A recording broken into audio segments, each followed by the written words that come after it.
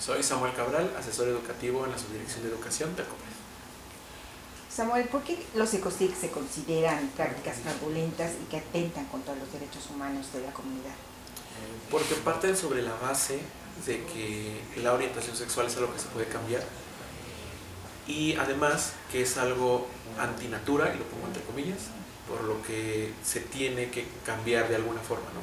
Es decir, se consideran que son enfermedades, lo cual no es cierto, no hay ninguna prueba ni científica ni sociocultural que nos diga que sí lo son, y en ese sentido generar un proceso que implique pagar por algo que no se va a lograr, como el caso del cambio de las orientaciones o las identidades de género, incluidas también hasta las expresiones de género que también las alcanzan, pues entonces se vuelve una práctica, además de fraudulenta, porque no va a alcanzar sus objetivos, se vuelve poco consciente de las realidades de otras personas.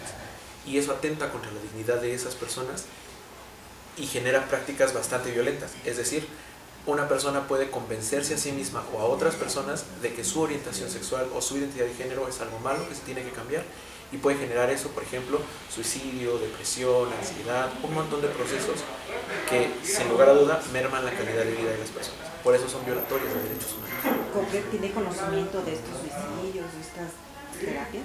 Sí, no existen por ahora datos 100% duros sobre esta información, no porque no los haya, sino porque es difícil identificar estos procesos. Sin embargo, sí existen el conocimiento de que existen estos estragos como consecuencia de los ECOSIC, ¿no? Porque además identificar los ECOSIC es algo completamente complejo. No se llaman ECOSIC, no vamos a encontrar un cartel que diga, sí, pásele a 4 ECOSICs, ¿no? Lo que sí encontramos son otros nombres con otras características y otras modalidades como terapias o pláticas, y entonces eso lo hace mucho más complejo de identificar, pero por supuesto que sabemos desde COPRED y desde otros muchos espacios con los que colaboramos que existen estas realidades. ¿De qué manera COPRED impulsa en materia de salud y de educación a prevenir los ECOSIC o las terapias de conversión? Sobre todo lo hacemos en materia de educación, porque a partir de la visión de COPRED, que es la justicia restaurativa, la justicia de prevención y la justicia transformativa, entonces a partir de talleres y estrategias educativas, lo que hacemos mucho es apostarle precisamente a la prevención, ¿no? A identificar que estas prácticas no solo son fraudulentas, sino que además son ilegales y que además son violatorias de derechos humanos, y en ese sentido lo que hacemos es apostarle a que no lleguemos a tener que erradicarlas. Es decir, desde antes que nazcan o desde antes que se generen, prevenirlas, ¿no? Precisamente a partir de la educación de estos procesos en donde las personas, con base en sus propias experiencias, sus propias vivencias y sus propias creencias, que pueden ser prejuiciosas, que pueden ser negativas, que pueden ser incluso violatorias de derechos humanos, puedan hacer este cambio cultural, sociocultural, y a partir de eso ya no lleguemos a tener que prevenir algo que para empezar ni siquiera debería existir. ¿Hay campañas para prevenir esto o para erradicar esto? ¿Ustedes como institución lo hacen? Sí, hay ciertas estrategias de comunicación, de educación y en general a nivel institucional e interinstitucional junto con las organizaciones de la sociedad civil, y que parten precisamente también desde acá, desde el Consejo, que buscan primero hacerle saber a las personas, a la población, a la ciudadanía que esto sucede, y además también, por ejemplo, en 2022, el 24 de junio de 2022, salió por ahí un comunicado de COPRED que justamente reconoce la existencia de los ECOSIC, y que además a partir de ese reconocimiento no solamente es saber que aquí está, sino saber y hacerle saber a las demás personas que es ilegal, que es fraude, que es violatorio de derechos humanos y que atenta sobre todo y en particular contra el derecho a la no discriminación. Pues tenemos campañas de difusión sobre todo en temas más generales como el tema del derecho a la no discriminación, y hacemos mucho hincapié en cómo se ve la violación a ese derecho, ¿no? Y la violación a ese derecho, entre otras cosas, se ve invitando a alguien, cualquier persona, a decir que la orientación sexual no existe o que hay un lobby gay, o que se quieren meter o nos queremos meter con los niños y las infancias, ¿no? Entonces, de estas formas se ven esas violaciones a los derechos humanos, que por supuesto es un tema que orbita alrededor de los ECOSIC, y desde esta forma lo trabajamos, ¿no? Esto, por ejemplo, en el área de comunicación social, ¿no? Pero también desde el área de educación trabajamos a partir de la difusión, de la prevención, de la sensibilización, con talleres específicos sobre diversidad sexual y de género, y también desde el área de atención, pues se reciben estas denuncias y se canalizan si es necesario, ¿no? Desde el área de políticas públicas está muy de la mano con el Congreso, entonces no hemos quitado el dedo del renglón, Y en ese sentido nuestros trabajos institucionales e interinstitucionales siguen ahí porque reconocemos que las terapias de conversión, que los ecosí, que los campamentos anti-homosexualidad aún existen. Entonces esa es como nuestra forma de atacar el tema. COPRED reconoce la aprobación del Congreso de la Ciudad de México para sancionar las llamadas terapias de conversión que atentan contra la dignidad de la comunidad. Sí, en 2020 estuvimos trabajando mucho con organizaciones de la sociedad civil que impulsaban precisamente esta ley en la Ciudad de México, a tal grado que se llevó a este trabajo interinstitucional con el Congreso de la Ciudad.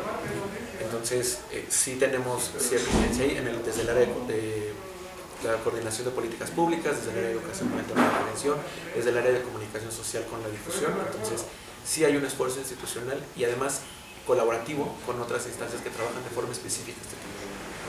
¿Qué opinión tienen sobre el proceso que ha seguido la aprobación de la ley a nivel federal? Porque ya ves que está detenido en la Cámara. Sí. Pues lo cierto es que no tenemos atribuciones para tener injerencia, vale la redundancia, en otros estados o a nivel federal. Sin embargo, creo que el hecho de que exista, para empezar, un consejo como esta institución, una institución como este consejo, ya pone sobre la mesa ciertos temas que en otras realidades también suceden y que es importante hablarlos, ¿no? Eso suma a que a nivel federal, en lo colectivo, se pueda construir una agenda específicamente a favor de los derechos humanos de las personas de la diversidad sexual. Entonces, si bien no hay una forma específica, porque no tenemos las facultades de ir al Congreso Nacional y decir que esto es lo que debería suceder, creemos que los esfuerzos individuales y en colectivo suman a la discusión nacional. ¿Tú crees que salga este año? Esperaría que sí. Como opinión personal, esperaría que sí. En tema de terapias de conversión, ¿es tema pendiente en la agenda política del 2023 para COPRED? Sí, yo creo que definitivamente es algo que no se debe de quitar el dedo del renglón. No porque afortunadamente o gracias a la injerencia y a los esfuerzos que se hacen desde COPRED y desde otras instituciones, ya sea un delito, sea algo que no sucede, no esperaríamos que suceda en la Ciudad de México, no quiere decir que ya están todas las luchas ganadas, porque siguen estando presentes y porque las personas que alcanza COPRED y otras instituciones no solamente viven en la Ciudad de México, sino también transitan. Entonces, a partir de ello hay que tener en cuenta estas otras realidades que no necesariamente son permanentes en la ciudad, pero que la atraviesan. Entonces, por supuesto que tiene que seguir y es de hecho un tema en la agenda. ¿COPRED tiene conocimiento de dónde se llevan a cabo estas terapias de conversión? Esto es difícil porque, como decía hace un rato, no existen, bueno, en la Ciudad de México ya es ilegal, ya están prohibidas. Por lo tanto, todas las que existen, si es que las hay, pues me encantaría decir que ya no, que ya es algo súper superado, pero por desgracia no es así. Las que sí existen, las que todavía se identifican, están fuera de la ley. Y COPRED no tiene atribuciones de búsqueda, no tiene atribuciones de investigación en ese sentido. Por lo tanto, las que llegamos a identificar, si es que se llegan a identificar, son a partir de denuncias y de procesos que se abren directamente en COPRED. Sin embargo, sería hasta fraudulento, mentiroso decir sí, en tal lugar o en tal alcaldía sucede, porque dudo mucho que cualquier otra institución las identifique de esa forma. Samuel, ¿nada que curar? Sí, no, definitivamente no hay absolutamente nada que curar porque no es una enfermedad. No nos levantamos con la fiebre gay o la fiebre lesbiana o la fiebre trans, porque no es una fiebre, ¿no? Y en ese sentido, suponer que existe algo que curar o algo que cambiar es suponer que hay algo mal. Y las orientaciones, las identidades, las expresiones de género y en general la diversidad sexual, corporal y de cualquier otro tipo no está mal. Reconocer que hay algo que se tendría que curar es reconocer que hay algo que no está bien. Y las orientaciones disidentes a la heterosexualidad, las expresiones disidentes a la norma, están bien, son válidas y tienen que ser respetadas en todas sus formas. El respeto a la diversidad implica reconocer a el otro, la otra, le otre, como alguien válido que existe y que es sujeto de derechos. Y entonces, ¿por qué cambiar otras realidades? ¿Algo más que desees agregar? Pues no, muchas gracias. Espero que nunca lo necesiten, pero si lo necesitan, COPRED siempre está abierto para recibir denuncias.